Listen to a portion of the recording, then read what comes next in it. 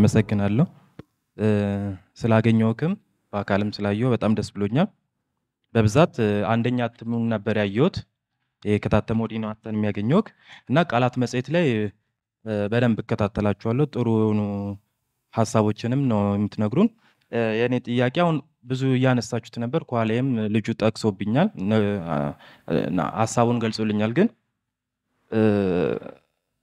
የሆነ ሰዓት ቅድም ስትጠየቅ በአሁኑ ትውልድ ላይ ምንም እንትን ኪነት ላይ ወይም ትውልዱ ላይ እንትን ተስፋ እንደማጣት ነው ያለ ሀሳብ ሲመስለኝ። ይሄ መጽሐፍ አሁን ያነሳው ሀሳብ ለማን ነው? መቼ ነው ጋዴ ቃላቱም ካልተረዳ ነው ጊዜ ከፈጀብን ለአሁን ትውልድ ነው ወይስ ለሚመጣው ነው ታስቦ የተጻፈው? ሀሳቡም ብዙ እንትን ካስፈለገው ማለት ነው ግልጽ ካልሆኑ ማለት ነው ከባድ ነው ከተባሉ ቀለል ባለ መንገድ መግለጽ አይቻልም ነበር ወይ ሀሳቡ ማለት ነው። እና የመጽሐፉ ለአሁን የተጻፈው አሁን ላሉት እንዲጠቀሙበት ነው ወይስ ለወደፊት ነው? ወይስ በቃ አንተ መጽሐፍ ስላለበት ብቻ ነው የጻፍከው? ሀሳብን ማስፈር ስላለበት ብቻ ነው የጻፍከው እንደ እንትን እንዳይል። ሁለተኛው ጥያቄ ደግሞ ቅድም እንትን እቺን የጻፍክበት በጣም ትልልቅ ሀሳቦች ስለሆኑ ስለ ሞት ስለ ጊዜ ስለሆነ አንድ ወጣት ማለት 30ዎቹ ያልገባ ወጣት ብዙ ነገር ያላየ ይሆናል። አሁን 40 ቤት ወይ 50 ቤት የሆኑ ሰዎች እንደዚህ አይነት ነገር ቢጽፉ ብዙ ላይፍ አሳልፈዋል፣ ጊዜንም አይተዋል፣ ዘመንንም አይተዋል ተብሎ ይጸላል። ግን እንደዚህ አይነት ነገር ሲጻፍ ደግሞ ከምን አንፃር ነው እኚህ ነገሮች ወደ መጽሐፍ እንደዚህ አውጥቶ ለመጻፍ ያነሳሳ? አንዳንዴ ጽፈህ ልታስቀምጠው ትችላለህ፣ ለህዝብ ላታደርሰው ትችላለህ። ግን ለህዝብ ለማድረስ እንደዚህ አይነት ነገር አልከበደም ወይ? ሀሳቦቹን ቅድም ብላል ድጋሚ ሳያቸው እንዴ እኔ እንዲህ ጽፌያለሁ እንዴ ምናምን ብለህ ራስንም ልትጠይቅ ትችላለህ። ተቀባዩ ህዝብ ነው፣ የሚያነበውም ህዝብ ነው። ተረድቶትም አልተረዳውም፣ ግን ምን አይነት እንትን ሊያሳድርብህ ይችላል እሱ ነገር ነው። ሁለቱም ጥያቄ ነው። አመሰግናለሁ። ከሁለተኛው ጥያቄ ልጀምርና ምን አይተህ ኦር ደግሞ ምናምን እንደዚህ አይነት ጥያቄዎች ይመጣሉ። ማለት አንድ 20 ቤት ያለ ሰው ማለት ምን ላይ ይችላሉ? አሁን ማለት እስከ 50 ዓመቴም ብቆይ አሁን ካየሁት የተለየ ብዙ ነገር አያለው ብዬ አላስብም። በእርግጥ እድሜ የሚቀንሳቸው የሚጨምራቸው ነገሮች እንዳሉ ይሰማኛል። ግን ለምሳሌ አሁን እኔ 40 ዓመት የሆነው አሁን የጻፍኩትን ነገር ባየው እየገመገምኩት ነው የሚሆነው ከላይ ወደ ታች ስለማየው ማለት ነው። እና አሁን ያለኝ ስሜት አሁን ያለኝ መረዳት በዚህ ፎርም ነው ሊጻፍ የሚችለው። እና ሄኖክ ምንድን ነው ያሰበው የሚለው ከዛሬ 15 ዓመት በኋላ ሌላ ሰው አይነት ልሆን እችላለሁ። እና የራሴን እንትን ቁልቁል ነው ማየው። እነዚህን ትንሽ መጨረሻ አካባቢ ለማስቀመጥ ሞክሬያለሁ። እና ምንም የተለየ ነገር አይመጣም የሰው ልጆች ህይወት ላይ ማለት በቃ ሞት ነው፣ ተስፋ ነው ምናምን። እና ብዙ እድሉ አለ ነው የምልህ። አሁን ከድሮ ጊዜ አሁን ይበልጥ ላይፍ በጣም ፈጣን ነው፣ ብዙ ነገሮች ቅርበት አላቸው ምናምን ነገር እና አብዛኛው ነገር ለማየት እንትን ይሰጣል፣ እድል ይሰጣል ነው የምልህ። ስለዚህ እነዛ የሚጨመሩት የሚቀነሱት ነገሮች በራሳቸው ጊዜ ይጻፋሉ። ለምሳሌ 40 ዓመት ሲሞላኝ 40 ዓመቴ ላይ እንደሚሰማኝ እጽፈዋለሁ። አሁን ግን እንደዚህ ነው ማስበው። ለምሳሌ መጽሐፉ ላይ እንዳሉት ነገሮች ነው ማስበው። ስለዚህ ይሄ ነገር እንደዚህ መቀመጥ ስላለበት እንደዚህ ተጽፏል ነው። ከዛ ውጭ ያለው ግን ለምሳሌ አንድ ሰው ለመጻፍ ለምሳሌ 40 ዓመት መሙላት አለበት ምናምን ይባላል። እና እኔ እንጃ ብዙም ለኛ ጊዜ የሚያስኬድ መስሎ አይሰማኝም። አንዳንድ እንደዚህ አይነት ሜዠርመንትም ስለሌለ ነው የምልህ። ለምሳሌ እኔ አሁን የደረስኩበትን መረዳት የሆነ ሰው በ40 ዓመቱ ላይ ደርስበት ይችላል። የሆነ ህፃን ልጅ ደግሞ ያለውን መረዳት እኔ አሁን በዚህ እድሜ ላልረዳው እችላለሁ። የሆነ ህፃን ልጅ የሚያስበውን ነገር ነው የምልህ። እና ለሁላችንም እድገት የሆነ ኮንስታንት የሆነ ነገር አይደለም፣ ሊኒየር አይደለም። እና አንዳንድ ደራሲዎች ለምሳሌ በጣም አሪፉን ስራቸውን በ10 ቤት ጽፈው ከዛ ወዲህ ምንም የረባ ስራ ሳይሰሩ አዛውንት ምናምን ሊሆኑ ይችላሉ። እና ሊኒየር አይደለም እድገት። የሰው ልጅ በኖረ ቁጥር ያድጋል ማለት አይደለም፣ ወደኋላ የሚመለስም ሊኖር ይችላል። ስለዚህ በዛ መልኩ እንደዛ ብናየው እንደዛ ስለሚሰማኝ ነው የጻፍኩት ነው የምልህ። ግን እንዳልከው አንዳንድ የራሴ ዳውቶች አሉኝ፣ ጥርጣሬዎች አሉኝ። እንደዛ ያሰብኩባቸው ጊዜያቶች አሉ። እና የተወሰኑትን ለመጥቀስ ሞክሬያለሁ ተረፈ ምርቱ ላይ ካየሃቸው ማለት ነው። እና በዛ መልኩ ብትረዳኝ። ሌላኛው ደግሞ ለምሳሌ ምንድነው ቀለል ቢሉን አይነት ነገር ሰው ካልተረዳው ምናምን ብልሃል እና እኔ እንዴት እመርጣለሁ ማለት እንትን ባይሆንብኝ እንዴት ነው መድፈር ባይሆንብኝ እኔን ቀለል እንድል ከመጠየቅ ሰው ከበድ ቢል ምናምን ብዬ አስባለሁ። ቃላት ላይ ምናምን በተለይ ማለት ነው የምልህ ምክንያቱም እኛ የምንገለገልባቸው ቋንቋዎች ናቸው እና ብዙዎችም እንደዛ እንትን የሚሉት ነገር ስለሆነ ነው የምልህ። ግን ቃላቱን የተጠቀምኩት ቅድም እንዳልኩህ እንዲከብዱ ምናምን አይደለም ብዙም አይከብዱም። ግን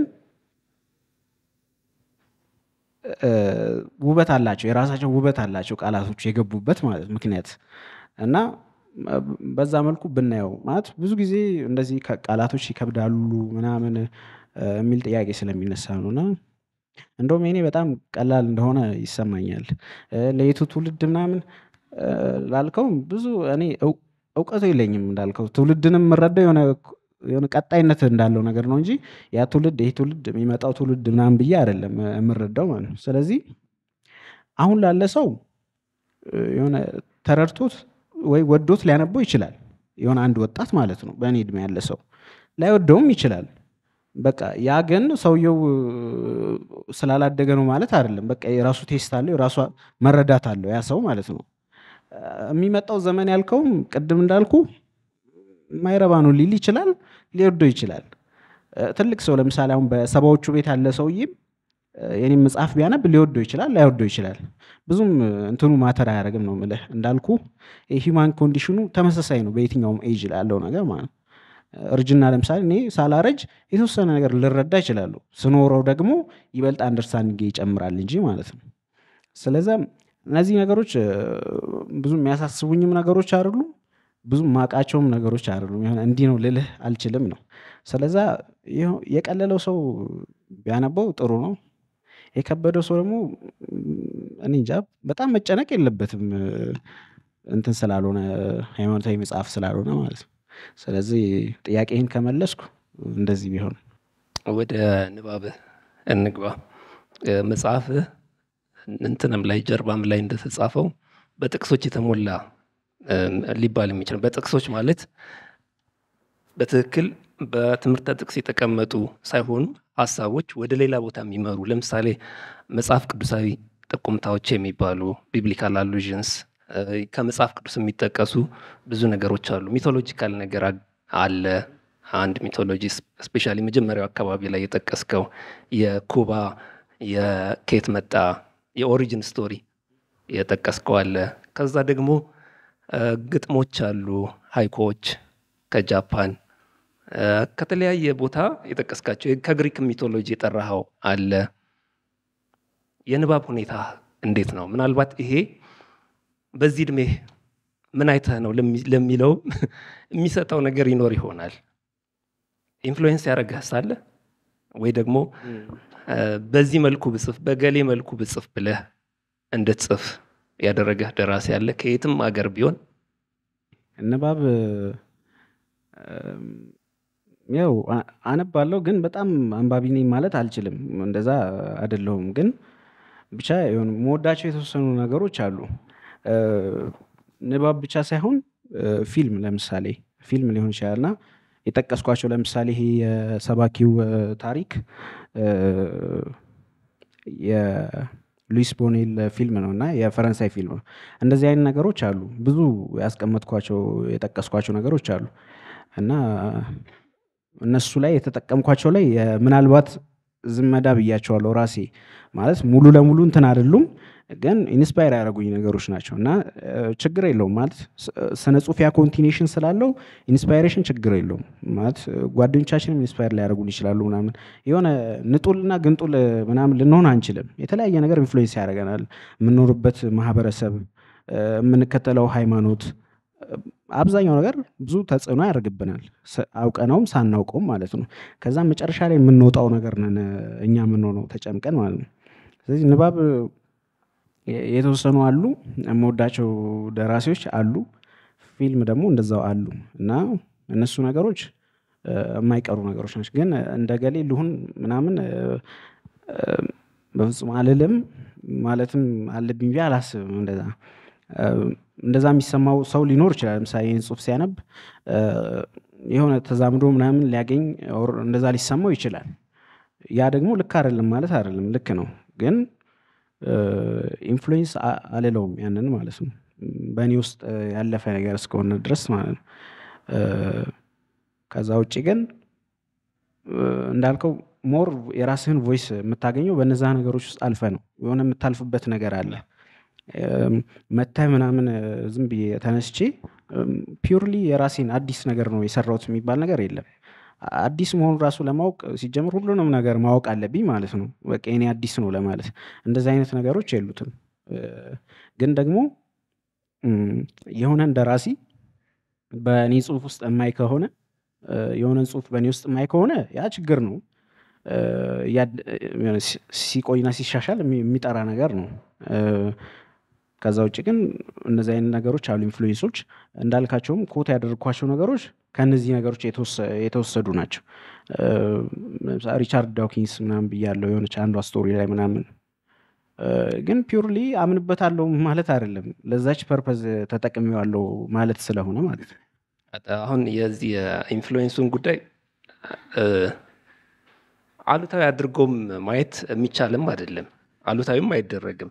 እገሌ ኢንፍሉዌንስ አድርጎሃል ወይ የገሌ ስራዎች አንተን ኢንፍሉዌንስ አድርገው ያን ስታይል ተከትለህ መታሃል ቢባል እኔ ችግር ሆኖም አይታየኝም። እዛ ውስጥ ሰምጠህ ቀርተሃል ወይ፣ የራስህን ይዘህ አልወጣህም ወይ፣ ቅድም ያልከውን ቮይስ አላወጣኸውም ወይ የሚለው ነው ትልቅም ነገር መስሎ የሚታየኝ። ከተጽዕኖ ነፃ የሆነ ስራ የለም። እምሃባ አልቦ የተገኘ ምንም ስራ የለም። እግዚአብሔር ብቻ ነው እንደዛ ሊሰራ ይችላል ብዬ የማስበው። ስለዚህ ድርሰቶቻችን ቅድምም እንዳልከው ስነ ጽሁፍ አያልቅም ካልከውም ጋር የሚያያዝ ነገር ያለው ነው፣ መሰረት ያለው ነገር ነው። አንተ ከየትኛውም ከራስህ ብቻ ከራስህ አመንጭቼ ከዜሮ አመንጭቼ ምናምን አትልም። ሰው የሚያነብ ሰው ወይም ደግሞ የሚተች ሰው እገሌ ኢንፍሉዌንስ አድርጎታል፣ እገሌ ተጽዕኖ አለበት ወይም ደግሞ የገሌ ግርፍ ነው በትክክል የሚባልም ነገር ነው። ስራዎች ላይ ስለ አንዳንድ ስራዎች ሲወራ እገሌ ግርፍ ነው ምናምን የሚባልም ነገር አለ። እሱ ስለ ሊትሬቸር የምናወራ ከሆነ እንትን የሚለን አይደለም፣ የሚያሳስብም የሚያስኬድም ነገር አይደለም። ያ የሚያሳስብ ከሆነ ያንተን ሶርስ አንተን ለመረዳት የሚጠቅም እስከሆነ ድረስ ነው። ለምሳሌ ስብሃትን ለመረዳት ስብሃት ያነበባቸውን ማጥናት አንድ ትልቅ ጠቀሜታ ነው። ኤሚል ዞላን አንብቤ ያለው ካልና ኤሚል ዞላ ተጽዕኖ አለበት ብሎ ሰንበዲ ቢነግረኝ ኦኬ የስብሃትን ስራዎች ለመረዳት ኤሚል ዞላን ባነብ የበለጠ ይጠቅመኛል እንድል ማነሳሳት ያለበት ነው የሚመስለኝ እኔ በግሌ። እና እንደ ይሄ ኢንፍሉዌንስ ምናምን የሚባለው እንደ ሀሳብ ጨዋታ ተብሎ ጥያቄና መልስ ስለሆነ ነው በመሃል የምገባው። እኔ የምረዳው በዛ ልክ ነው። የቃላቱ ጉዳይ ጥያቄ ሆኖ የሚመጣው ወይም አከብደሃል አላከበድክም ምናምን የሚባለው በዮሐንስ አድማሱ አነጋገር እኔ እዚህ መጽሐፍ ውስጥ ያየሁት ቃላት ታጫለህ፣ ትድራለህ፣ ታራባለህ። ለዛ ነው ይሄ ደግሞ ብቃት እንጂ እንትን አይደለም። እና እንደ መክበዱ ልክ እንዳልከው ቅድም አንባቢው ወደ ደራሲው መምጣት አለበት። ሁልጊዜ ደራሲው አንባቢውን እየተከተለ መሄድ የለበትም። አንባቢው አልደረሰበት ቦታ ላይ ደራሲው ደርሶ ከሆነ ደራሲው ነው አንባቢው ነው ወደዛ መሄድ ያለበት። እኔ አዳም ያለበት ደረጃ ላይ አንባቢው ሁሉ ደርሷል፣ ያንን የመረዳት ደረጃ ላይ ደርሷል ብለን ላናስብ እንችላለን። ስለዚህ አዳም እባክህ ዝቅ በል አይባልም። ወረድ በልና እስኪ ለኛ የሚመጥን ነገር አስፈላጊ ከሆነ አብሪጅ ይሰራል። በቃ ለሌሎች አንባቢዎች፣ ለወጣት አንባቢዎች፣ ለቲኔጀርስ እየተባለ ቢሰራ ይሻላል እንጂ አንድ ድርሰት የሆነ ደረጃ ላይ እየረቀቀ ከመጣ ለምን ከበደ ምናምን የሚባለው ነገር የሚያስኬድ አይመስለኝም። አንለስ የሆነ ፐርፐዝ ኖሮ ካልሰራኸው በስተቀር። ለምሳሌ ማስተማሪያ ይሆናል። ለምሳሌ ፖፑሌሽን ሚዲያ ሴንተር ቀጥሮ የሆነ ተስፋ እንድትሰጥልን ለወጣቶች ወይ የሆነ ትምህርት እንድትሰጥልን ተብለህ በአራቀ ጽፈኸውና የታሰበለት እንትን ኦዲየንስ ወይም አንባቢ ጋር መድረስ የማይችል ከሆነ መልእክቱ የዛኔ ትጠየቅበታለህ። አዘርዋይስ ግን አያድግማ እንደዛ ካልሆነ ሊትሬቸሩ። እኔ ማለት ይህን በተመለከተ ሌላው እንዴት አስባለሁ፣ ለምሳሌ ቃላት ችግር የሚሆኑበት ጊዜ አለ። ለምሳሌ አንቀጹ በጣም እንትን ሆኖ እንዴት ነው በጣም ይሄ በተለመደው አጻጻፍ ተጽፎ ከዛ የሆነች ቃል በጣም ይሄ ግንጥል ብላ ስትታይ ያም አንድ ችግር ነው ማለት መስማማት አለበት ብዬ አስባለሁ። ዝም ብሎ ቃላቱ እንዲሆን ብቻ መሆን አለበት ብዬ አላስብም። ሌላው ግን ያነሳው ነገር ለምሳሌ አንዳንድ ሰዎች ሲጠይቁ በራሳቸው እንትን ልክ ናቸው ብዬ አስባለሁ። ለምሳሌ የሆነ አርቲክል ላይ ሳነብ አርኪቴክቸር ድሮ ለምሳሌ ትላልቅ አሁን ቴምፕሎች ምናምን በጣም ትላልቅ ነው ይሄ ኮሎመኑ አምዱ ማለት ነው። እንደዛ የሚያደርጉት ለምንድን ነው? የሰው ልጅ በጣም ትንሽ እንደሆነ እንዲሰማው ነው። እዛ ላይ ገብቶ ያ ትህትና እንዲሰማው ነገር ይደረጋል። እና አንድ ሰውዬ ለምንድን ነው እንደዚህ የምታደርጉት ነገር እኛን ትንሽነት እንዲሰማን የምታደርጉት? የሰው ልጅ ይሄ አንድ ዲሞክራቲክ ነው ምናምን ብሎ የተቸ ሰውዬ አለ ለምሳሌ ያንን ማለት ነው። ግን ሀሳቡን ሰርቭ ያደርጋል ያ ነገር እንደዛ አምዱ በጣም ተልቆ የተሰራበት መንገድ ማለት ነው። ስለዚህ በትክክል ከገቡ ልክ ናቸው። የሆነ ከበደ ምናምን የሚባል ነገር ግን ምናልባት ያለ ቦታው ወይም ደግሞ ያለ ምጣኔው ወይም ያለ ክብደቱ ገብቶ ከሆነ ያ ችግር ነው የሚሆነው። እንደዛ አይነት ነገር ካለ እንትን ማለት ይቻላል፣ መታረም ይቻላል ነው። ስለዚህ እንደዛ ነው እኔ የምረዳው በራሴ ማለት የቃላቱን ጉዳይ። አመሰግናለሁ። በመጀመሪያ ሄኖክ እንኳን ደስ ያለ ስለመጣውና ስለታደምኩ ውይይቱንም ስለተካፈልኩ በጣም ደስ ብሎኛል። ያየሁት ውይይት በጣም ጥሩ ነበር። መጽሐፉን አንብቤዋለሁ፣ ግን መጽሐፉን መሰረት ተደርጎ ሲነገር የነበረው ውይይት በጣም ደስ የሚል ስለነበር ሲሰጥም የነበረው አስተያየት ኢኒሼት የሚያደርግ ነውና አሁን እየተወያየንበት የነበረው ሀሳብ ነው ሀሳብ እንዲሰጥ የገፋኝ። ቃላቶች ከበዱ፣ እነዚህን ቃላት ይሄ ትውልድ አይረዳቸውም፣ ለዚህ ትውልድ ነው የጻፍከው ወይስ ለሌላ ትውልድ የሚሉ ጥያቄዎች ሲነሱ ነበር። ከጅምሩ ጥያቄው እኔ እንደምረዳው እኔ እንደሚመስለኝ ለዚህ ትውልድ ለዛ ትውልድ ተብሎ ባይጻፍ መርጣለሁኝ። ሰውየው በሚጽፈው መንገድ ይጽፋል፣ ኤስቴቲካል ውበቱን ጠብቆ ይጽፋል። የትኛው ትውልድ እንደሚረዳው እንግዲህ ጊዜ ነው የሚገልጸው፣ ዘመን ነው የሚገልጸው፣ አንባቢው ነው የሚደርስበት። ከዚህ አንጻር ነው የምረዳውና እንደዚህ ቢሆን ያምናለሁ በእኔ እምነት አስተያየቴን ሲሰጥ። ሁለተኛ ይህ ትውልድ ይሄን ቃል አይረዳውም ከማለት ይልቅ እንዴት ልረዳው ማለቱ ይሻላል ብዬ አምናለሁኝ። ኤስቴቲካል ውበቱን ካላፋለሰብን፣ ውበት ካላጠፋብን የሚገባበት መቼስ ስነ ጽሁፍ አርት ለውበት ትልቅ ቦታ አለው። ውበቱን ጠብቆ አውዱን ጠብቆ ከተቀመጠ ችግር ይኖረዋል ብዬ አላምንም። ስለዚህ ለዚህ ትውልድ ማለት ለምሳሌ ቃል ከበደ ይሄን ቃል እኛ አንረዳውም ማለት የማይረዳው ማህበረሰብ ወይም የማይረዳው አካባቢ የለም ማለት አይደለም። አንባቢው የከተማው ሰው ወይ ነው። ይሄን ከባድ ቃል የማይረዳ ሰው ብቻ ነው ወይ አንባቢው? የክፍለ ሀገር አንባቢዎች የሉም? ይሄን ቃል በደንብ ሊረዱት የሚችሉ ሌሎች አካባቢዎች አሉ። ኔቲቭ ቃሉን የሚያውቁ ሰዎች የሉም ማለት ነው። ይሄ እንትኑ ከጅምሩ በራሱ አንባቢውን የመከለልና የሆነን አካባቢ አንባቢ ማድረግ የሚያሳይ ነውና ከዛ አንፃር ብንረዳው ሰውየው ሲጽፍ ለዚህ አካባቢ ወይም ለዚህ ዘመን ወይም ለዛ ብሎ ላይጽፍ ይችላል። እንደዛ መጽሐፍ ላይኖርበት ይችላል። የጻፈውን ይጽፋል፣ ኤስቴቲካል ውበቱን ጠብቆ ይጽፋል። የሚረዳው አካባቢ ይረዳል፣ የማይረዳው ደግሞ እንዲረዳው ማድረግ ነው። ካልሆነለት ደግሞ የሚረዳውን መጽሐፍ ማምረጥ ነው ብዬ አምናለሁና ከዚህ አንፃር ባየው ብዬ ነው የምወስደው። አመሰግናለሁ። አመሰግናለሁ። እኔም ስለ አስተያየቱ የሚያጠናክርልን ይመስለኛል ሀሳቦቹን። ስለ ቃላትም አላወራንም። ስለሱም ትንሽ ባጭሩ ነግረህን ምንድነው ተስፋው? የቃላት ከዚህ በኋላ ወዴት ነው የሚሄደው? እስካሁን የሄደበትን እንድትነግረን እንትን ሰዓቱ ላይ ፈቅድልን ይችላል፣ ግን ወዴት ነው የሚሄደው? አንተስ ከዚህ በኋላ በምን አይነት ስራዎች ነው የምናገኘህ? ምንድነው እንትን ፕላንም ካለ ፕላን፣ ተስፋም ካለ ተስፋ፣ እሱን እናወራና አመሰግናለሁ። ያው ስለ ቃላት ለመናገር ሞር ባልደረቦቼ ጋር አብረን ቢሆን ጥሩ ነበር። መጀመሪያ ሀሳብ ማለት መጽሔት ይሆናል የሚል ሀሳብ አልነበረንም። ስ በጓደኞች መሀል ያለ ጨዋታ ነበር። ያ ጨዋታ ለምን እንደዚህ ያልናደርገው ወደሚል አደገ። ምናልባት ወደ ወይነ ፖድካስት ወይ ሬዲዮ ሊያድግ ይችላል ይመስለኛል። እንደዛ አላውቅም፣ ግን ብቻ እንደዛ ሊቀጥል ይችላል ነው። ግን ምንም እንትን የለውም። የኛ ኤፈርት ነው የምናወጣበት። ሰው ምንም የሚከፍልበት ነገር የለም። ቴሌግራም ላይ ነው የሚያገኘው። እኛ ራሳችን ደስ ስለሚለን ነው የምንሰራው ማለት ነው። እና ስንሰራው ያደክመናል፣ ግን መጨረሻው ደስ ይለናል። ስለዚህ አሁን ቃላት እንደዚህ ይሆናል እንደዛ ይሆናል ማለት አልችልም። ወዴት እንደሚሄድም አላውቅም። አናስገባ አይስቀልድ ነው። እንደዛ እያሰብን ነው። እና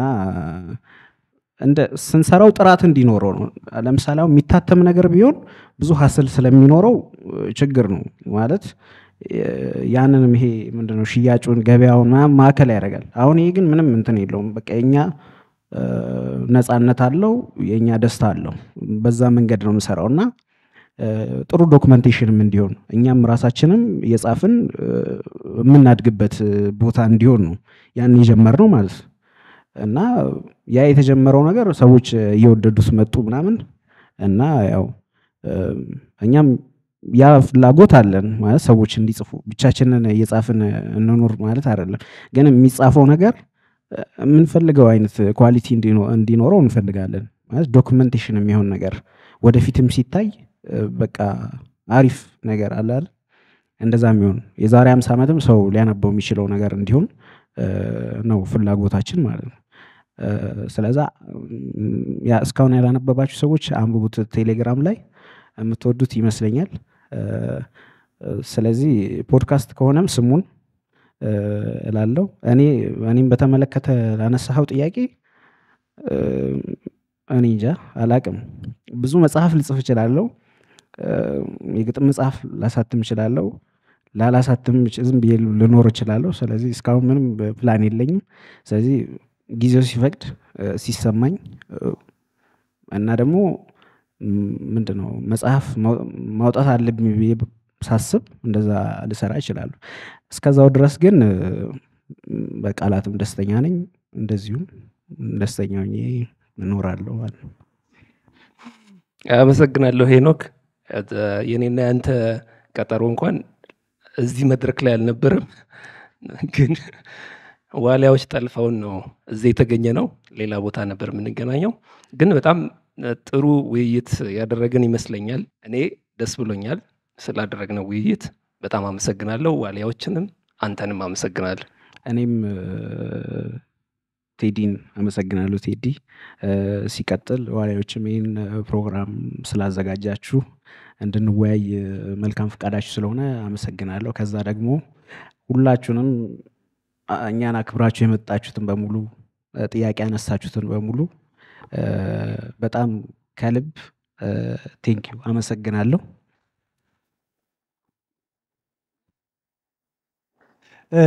በጣም እጅግ አድርገን እናመሰግናለን በዋሊያ መጽሐፍት ስም እንደዚሁም በታዳሚዎቻችን ስም። በጣም ቆንጆ ፕሮግራም ነበር። አክብራችሁን ያላችሁን ሀሳብ ልታካፍሉን እዚህ ስለተዘጋጃችሁ ስለቀረባችሁ በጣም አድርገን እናመሰግናለን። ዋሊያ መጽሐፍት እንደዚህ እና መሰል ፕሮግራሞችን ለእናንተ ያደርሳል። የሚቀጥለውን ፕሮግራም እንደዚሁ በፌስቡክ ገጻችን እና በቴሌግራም ቻናል የምናሳውቃችሁ ይሆናል። አመሰግናለሁ።